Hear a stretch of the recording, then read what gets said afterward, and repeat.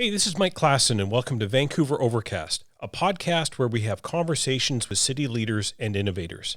It was 10 years ago this month that Vancouver, British Columbia hosted the world at the 2010 Olympic and Paralympic Games.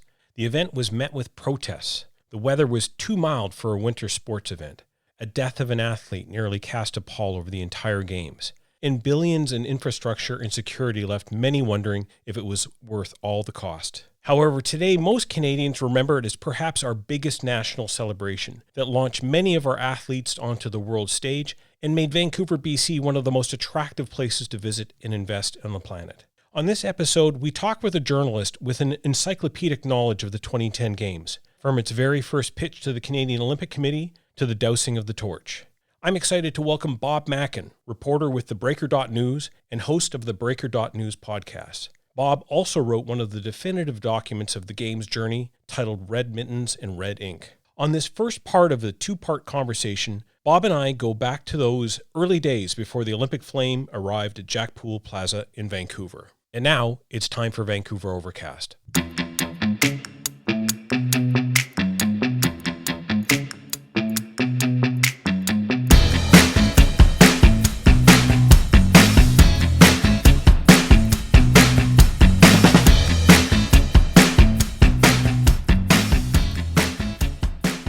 So I'm very pleased to have Bob Mackin here in the studio for Vancouver Overcast, and we're going to be talking about the 2010 Games. They were 10 years ago this month. The city was alive with tens of thousands of people coming into the downtown core, thousands of people visiting from around the world, and of course the streets were crawling with athletes and all the venues were full, the tickets were sold out, and all the live venues were starting to take off. Bob, before we kind of get really too heavily into going into that time machine, maybe tell me a little bit about your experience around the Olympics, and I know that you've attended several of the Games.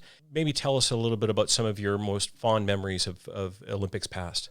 Well, my Olympic journey really began in September of 1998, back when Arthur Griffiths was running the bid committee, the bid corporation, trying to get buy-in from the Canadian Olympic Committee, try to get the Canadian Olympic Committee's endorsement to go then to the International Olympic Committee. He had a news conference at BC Place Stadium. It was a news conference on the floor of BC Place Stadium. Nothing else was happening. The stadium was just a very big open cavern that day.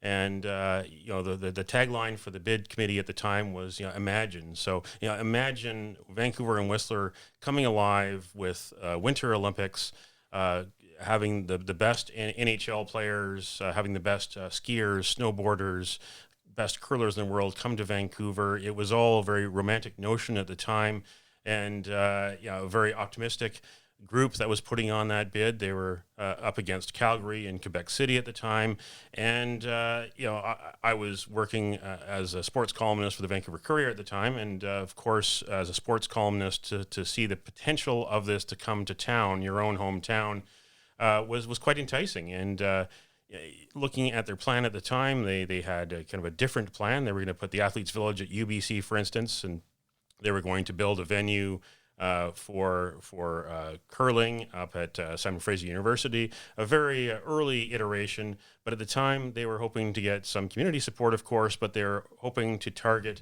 the members of the Canadian Olympic Committee to get them to vote for it. So that day forward, of course, it was a major sporting event, but as it got closer to the bid, the Canadian Olympic Committee accepting the Vancouver bid and voting for it, and then, of course, taking it to the International Olympic Committee, it began to take on so many different aspects. It wasn't just this major sporting event that you had the romantic notion of going to that news conference. This was a microcosm of everything in the world: geopolitics, civil liberties, Aboriginal issues, the environment, anti-corruption issues, all sorts of things. This was going to be Canada's next Olympics after Calgary and, of course, 1976. Calgary, they seem to have executed it pretty well, left with a profit. Montreal, of course, was called by some British media outlets basically the Mafia Games for all the corruption that happened there with the Olympic Stadium and the Olympic Village, and the bills it left afterwards. Montreal was really derided for what happened there because they were up against the clock and managed it by throwing more money at it. And of course, Jean Drapeau, the mayor of Quebec, the mayor of Montreal, told the world that the Olympics could no easier lose money than a man could have a baby, his famous quote. And of course, Mayor Drapeau never got pregnant, but the people in Quebec, in Montreal, and the rest of Canada were left with a real brat of a bill afterwards. So that was the start of my Olympic journey back in 1998. I eventually, after Vancouver won the bid, went to Torino in Italy, 2006 Winter Olympics, to see what a Winter Olympics would look like, to experience it firsthand. And that was an invaluable experience. So I could tell the stories of what happened in Turin to Vancouverites on what to expect in 2010, and also make a lot of connections along the way. So I could learn behind the scenes stories of how this event could come together.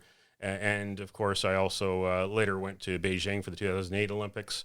Of course, Summer Olympics and Winter Olympics, different animals, but as I learned by going to these mega events, they use a similar playbook. It's scaled up or scaled down depending on the size and the scope of the event and what part of the year it's held, but they use a lot of the same elements. It's surprising how similar the organization of a Summer and Winter Olympics is. When you went to Torino, for example, was it prior to Sam Sullivan's Olympic twirl in his wheelchair? Did you get to watch that on TV, or were you there for the event itself? The traditional flag handover from the mayor of the outgoing city to the mayor of the incoming city of the actual Olympic flag. So Sam Sullivan was there to do that in front of the world, and of course he reprised that role later when the Paralympics were held in Turin. And a lot of optimism. Coming back to Vancouver, of course, the Inukshuk down in English Bay, which would eventually become a stylized version, would become the logo for the Vancouver Olympics. Mm-hmm. Well, Sam Sullivan went to the lighting ceremony there. And that's after Turin, that's where a lot of controversy started happening. Of course, there was the Battle of Eagle Ridge Bluffs, the Sea to Sky Highway expansion. The provincial government decided not to bore a tunnel through the mountain, instead to bulldoze essentially a forest. And that turned a lot of West Vancouver residents who had not protested before, or it was the frog population that they were. The frog population was part of it. The swamp there, it was very concerning to a lot of people there. And of course, Betty Krajcik was there, and one of the Nahanis from the Squamish Nation was involved too, and then a lot of local residents in West Vancouver. Even Pam Goldsmith-Jones, who eventually became the mayor, she posed for this nude calendar. Nude calendars were a big thing back in the mid-2000s for fundraisers. Okay. Discreetly posed, of course, and there's actually a photo of Pam Goldsmith-Jones in the Vancouver archives with some of the Vannock artifacts, which are accessible. A lot of them aren't, and we can talk more about that later, but some of the artifacts that they collected in their own files for the games include that. The calendar of West Vancouver residents protesting Eagle Ridge Bluffs by going in the buff and selling these calendars to try to fund their ways and means of the signs. So that was one of the cases where we saw it was really coming, and not only were there bills for building the venues and operating the venues that were going to be coming due eventually, but there was a trade-off that our environment was also being sacrificed in some ways. The old progress to build or expand a highway, which needed expansion for a long time because it was unsafe for so long. There's just so much in what you just said there, but when you look back at the Vancouver Games and contrasting them to all the other games that you went to, London, Rio, Beijing, and Torino, was Vancouver, in your view, a successful event? We could go on for so many hours to dissect that. There were successes, there were failures, there were successes where there could have and should have been failures, there were failures where there could have and should have been successes. From the city standpoint, being in the biggest city to host a Winter Olympics until then, they made downtown Vancouver, they made Whistler, Richmond into villages. It really was that kind of atmosphere. They pulled off something special in that aspect. although there were some security incidents. Things weren't rosy on the Granville Mall all the time. As later it got, in some days, the more rowdy people got, the more drunkenness happened. There were some incidents. There was a man whose neck was slashed. There were also upticks in sexual assault reports. It was not the best of times, even in the public domain there. But for the most part, people were able to celebrate peacefully and have quite a memorable time, especially those who couldn't afford tickets or couldn't access tickets. They were able to go to the various live sites. So from that aspect, that those were images that a lot of people around the world saw on TV. Those were a lot of the ways that Vancouverites were able to access the games. Of course, the cost of the games, we think it's around $8 billion all in for everything, including the infrastructure and the operations of the venues. We never got a real accounting afterwards. Let me stop you there, because I know that has always been the narrative of particularly the critics, and I think the opposition, NDP at the time, and a number of other social justice activists talked about the cost of it. And I remember, because I was working with Colin Hanson during the lead up to the games, Colin always sort of stuck to the view that this was the actual operations was about $600 million. And, people scoffed at that number because they saw, the new Canada line being developed. They saw the Eagle Ridge Bluff and the massive redevelopment of the Squamish Highway. But a lot of those things are still with us. A lot of those are genuine legacies, infrastructure that, has made and built and grown our region. So is it fair to say that even though the games were a catalyst, that we should tally those things up as the real cost of the games? We should look at the costs and the benefits. It's important that when you hold an event like this, that you do look at the costs and benefits to ensure that the money was well spent, that you do identify the successes and the failures, because another city in Canada or another democratic nation and ally, whether it's United States or UK or Australia, might want to hold games like this again. I mean, first is the benefit and the cost for our own taxpayers. It's good to know what did go on, and there were Auditor General reports regularly before the games. Of course, in late 2008, John Doyle was the Auditor General at the time. He kind of threw up his hands because he said the BC Liberal government at the time wasn't cooperating. Although I always wonder why he didn't just use his authority. He has the Auditor General has enabling legislation that allows summoning of documents and summoning of witnesses under oath. I don't know why he didn't take that step, because he could have and should have. And then after the games in late 2010, after VANOC issued its financial report, post-games financial report, he decided to close the book and wasn't going to open the book again.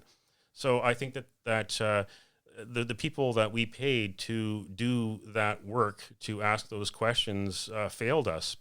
I don't know if there was political interference going on or if they just were focused on other things, but I think it should have been done.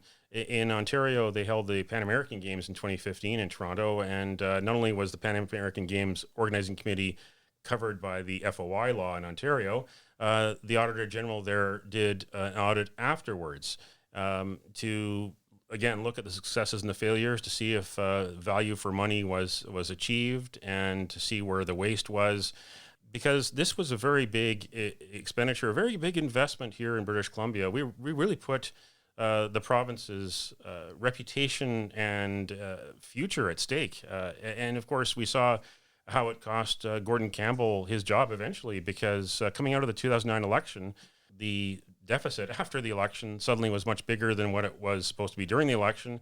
And it was the summer of 2009, and there were a lot of worries there after the economic collapse in 2008 that they didn't foresee and they didn't plan for, that the worries were that British Columbia, the guarantor for the games, was not going to be able to fulfill its commitments to the IOC, and that there could be post-games litigation if anything went wrong. That was one of the reasons why the HST came about. There were many other reasons, but that was one of the reasons why the HST came about. And of course, fast forward after the games to the fall of 2010, and Gordon Campbell became the ex-premier. So yeah. He put a lot of his own political capital on the table at risk to build his administration around the Olympics and to build BC. I mean, this was a massive construction project in so many different construction sites. This was also a massive tourism promotion, a massive real estate promotion. So from those metrics, we have seen in the last 10 years what has gone on in Vancouver, and you can't deny the growth of Vancouver. You can't deny the amount of tourists that are coming here now. The games did succeed in that promotion. The first couple of years, it was looking kind of thin. 2011, 2012, 2013.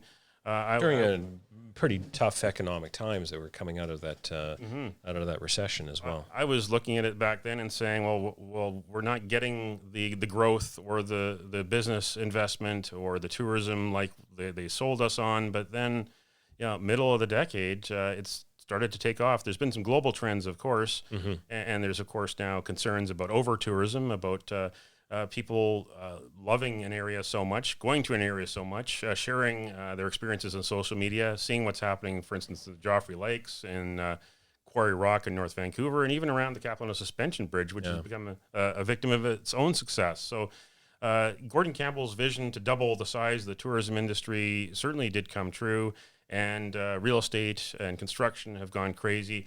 But even within that, there's a debate now because with the Olympics, we were sold on this idea that we'd all win in some way, but in many ways, not everyone won. And there's been a lot of losers along the way. There's a lot of Vancouverites who supported the games who 10 years later, when people start talking about it this month, may have second thoughts and say, great, but look what the games did to the city. It expanded the city. The world came. We invited the world came, but it suddenly became a more expensive city, and a lot of people had to move away from the city.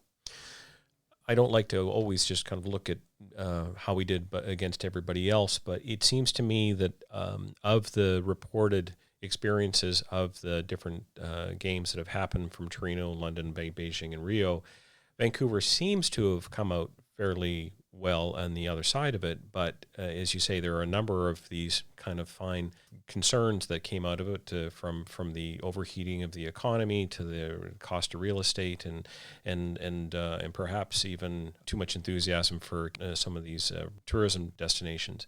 But are we ahead of where we were in prior to the games? Definitely, we are. If you're in those businesses, you'd be looking back fondly at the games because those games for those 17 days were a massive infomercial that introduced a lot of people in the world to Vancouver and maybe reintroduced some people.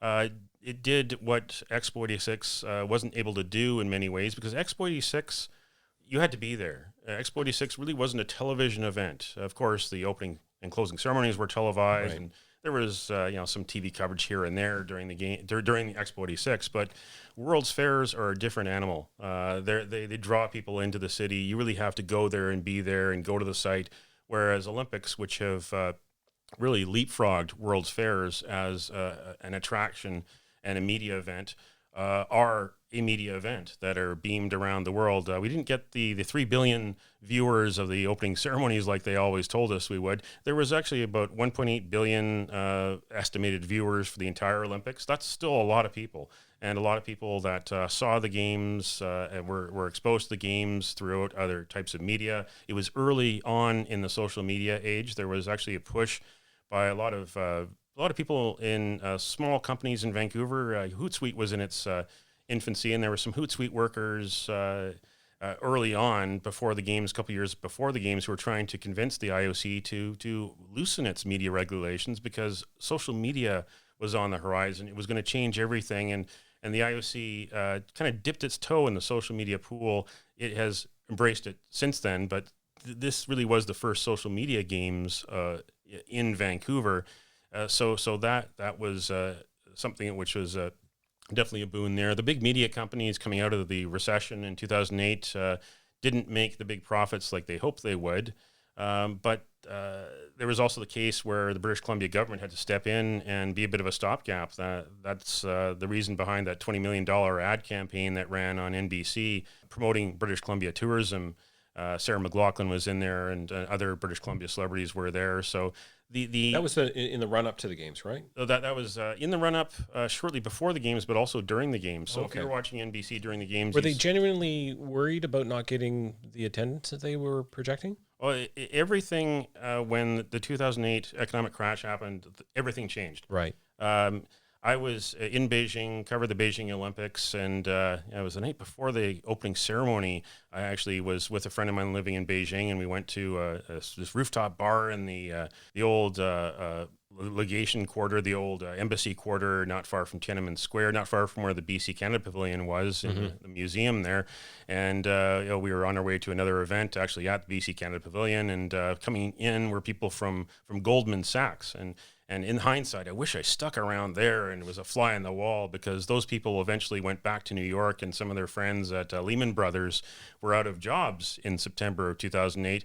That's when everything fell apart. The whole game changed, the whole rules changed, because what happened then, you had the credit crunch, you had the Olympic Village crisis, where the city of Vancouver had to make an unpopular decision, which was kept from us for quite a while, but a decision to step in and keep the money flowing, because Fortress Investment Group, the financier for Millennium, the two brothers who were building the village in Falls Creek, that finance fell away because that company walked away. They couldn't afford, after the credit crunch, to keep on funding. You also eventually had General Motors go into bankruptcy. You had Nortel as well have a crisis, and you had a lot of the other sponsors step back and say, well, we're not going to be able to afford to advertise at the games like we hoped. We're not going to be able to afford to send all of our suppliers, our best suppliers, and our top executives to the games. We won't be able to buy as many tickets. We won't be able to buy as many hotel rooms. We won't be able to buy as many souvenirs. And again, the advertising, the billboard advertising in the host city, which is usually divvied up to the sponsors. So throughout the ripple effect of that recession, that forced VANOC to have to go back to governments and ask for more help to find volunteers instead of paid workers. Volunteers, a lot of them came from crown corporations, and also to ask for more money in case of help, more money to help try to balance the budget, and also they had to look at their own budget. So there was talk way back when, in 2001, of course, we had 9/11 happen, and that was for many years the big worry that what if there's another incident like in Atlanta, which happened at the live site there? What if there's another incident like in Munich, which was the terrorism at the Olympic Village? What if that, because the original bid had $175 million for security, it ended up being more than $900 million. That was the big worry for years ahead. And the economic collapse was something that they didn't foresee. And that became the overall story, the biggest challenge they faced going into the games. That was quite a shock, because I found one of the earlier business plans and they didn't even foresee that happening, which I thought was irresponsible in so many ways. And I think in hindsight, if they could go back to their original business plan, I think they would have built that in and said, okay, here are three scenarios, the good, bad, the ugly scenario, the medium, the small, medium, large, or unlikely, possible, and not likely scenarios. I think if they could go back in time, the people who were running VANOC, of course, John Furling, the CEO, but Dave Cobb, the CFO, who really was the one in charge of revenue, I think if they could go back in time, that's one thing that they would fix, is buffer themselves early and prepare for a storm, and hope a storm didn't happen. But the storm did happen, and they weathered it, but they needed more money, more of our money, to help them do it. My guest is Bob Mackin from TheBreaker.news. We're talking about the 2010 games and the legacy that it's left for Vancouver. And also really, Bob, you've just been kind of setting up all the trade winds of economic downturn that were happening, a lot of the things that perhaps the games machinery wasn't really expecting or anticipating, and perhaps not ready for. But the games were scheduled to happen. I know that, for example, you got to be involved in the torch relay. That event alone, I think, really started to get Canada excited about these games. Well, I was in the torch relay in Edmonton a month before. They they gave a couple spots to some reporters. I was one of them, reporting with Sun Media, 24 Hours Vancouver, and Stephanie Levitz from the Canadian Press was the other. They give us the spots in Edmonton. But my torch relay story goes back even further. I was in Olympia, Greece, for the actual lighting of the Olympic flame in Olympia, in ancient Olympia, at the original Olympic venue, the ancient Olympic venue where they had the sports way back when, where it all started, basically. A beautiful place to be, and I thought that this is going to be the event that is going to be the most complex of all the events from so many different aspects, but also the event that was going to touch so many Canadians. I was a witness of the Calgary 1988 torch relay, which came to North Vancouver. It went to the Cleveland Dam, and back then it was Petro-Canada was the sponsor, and they had those little candle torches that they handed out to everyone, and everyone got a chance to share the flame. Basically, they lit the flame to one person's candle, and everyone passed the candle along. So that was neat event back in 1988. So here I had the chance to go and report on that in Olympia, Greece. The first day there was the dress rehearsal, so we were able to... And this is the one where they actually took the flame that was eventually going to wind up in Vancouver. Oh, indeed, indeed. And in this case, they let us into the actual temple where they do the lighting with their mirror, and the women dressed as priestesses. And they did the ceremony, dry run ceremony, 24 hours before, and lit the torch for the first runner in the torch relay, because they ran it around Greece for about a week or so before they handed it over and was flown to Victoria. So I was there for that, and then the next day was the actual event. They didn't let us into the temple area. They only let a certain group of people in the temple, but we were there anyways in the meadow on the original Olympic venue from way back when. And it was a bittersweet moment, because afterwards there were a couple of us who were reporters from Canada. I went over and spoke with John Furlong and Gordon Campbell, and this was a day that they've been hoping for and waiting for so long. But of course, the one person that wasn't there was Jack Poole. They had earlier, before they talked to us, and I saw them off in a corner on a mobile phone, they'd been speaking to Jack Poole, who was at the time back in hospital in Vancouver, deathly ill. So they were able to wipe away the tears and talk to us and say that they were able to convey the news back to Jack that the Olympic flame had been lit and the torch relay was on. And the next day, I was actually sharing a ride with Jeff Lee from the Vancouver Sun on my way to Athens. We wanted to get lunch, stopped off in a small village called Varda. We were looking for one of these villages to sit down and have a good Greek meal before continuing on for the journey. And I got a call from someone in the CBC Vancouver newsroom who conveyed the very sad news that Jack Poole had passed away. Wow. So we were late in our meal and basically ate a few more bites, and then asked the waitress where we could go, what we could do, and Jeff went to the washroom, and we were trying to find a place, a web cafe or whatever, to file a quick story. And I looked out the window, and a place across the street was actually called the Vancouver Cafe. And so we went over and talked to those fellows, a couple of guys, Greek fellows from Greece, who had spent time living in Burnaby, came back to Greece and opened up a cafe called the Vancouver Cafe. Wow. So of all the weird things that happened, we meet a couple of fellows from Metro Vancouver, across from a restaurant that we never knew about before, that we kind of stumbled upon. And while we're at this restaurant, we get the bad news, and news that forced us back into action as journalists to file stories from Greece the day after the torch relay had been lit. So that was quite a bittersweet moment, and one of those moments that you say, well, we're almost meant to be here at this time, especially with the Vancouver Cafe across the street, and now us having to file back to our newsrooms in Vancouver with the news of Jack Poole's passing. So there was the funeral that happened in Vancouver at Christchurch Cathedral, and then some of the VANOC executives had to go back to Greece to accept the flame and get on the Canadian Forces jet to come back to Canada. I was there in Victoria when that touchdown happened at the airport, and I followed the torch relay throughout Victoria that day. It was the weather was cool. It was rainy. There was the ceremony on the lawn of the legislature. Simon Whitfield was one of the first runners with it, and passed around throughout the town. And there were protests throughout that day. Protesters who were, of course, chanting the usual slogans of the pre-games protests, homes, not games, and no Olympics on stolen native land. Yeah. And they've succeeded in rerouting the torch relay a few times. The torch relay went out of Victoria, went to Elk Lake, where the rowing team had some great visuals, some great pictures with the torch relay out on the lake, came back into Victoria, and there was a live site celebration later that night.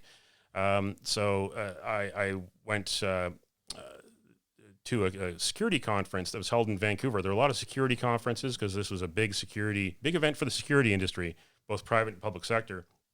And that's the one where Jamie Graham, the Victoria Police Chief, boasted to those in the security industry who went to the conference that he had a trick up his sleeve, that he actually put an undercover cop on the bus that carried the protesters from Vancouver by BC ferries to Victoria, and that became a national news story, and that became the inspiration for a complaint from a Victoria citizen that Jamie Graham may have put a police officer at risk and put some protesters at risk. So that became a story on its own.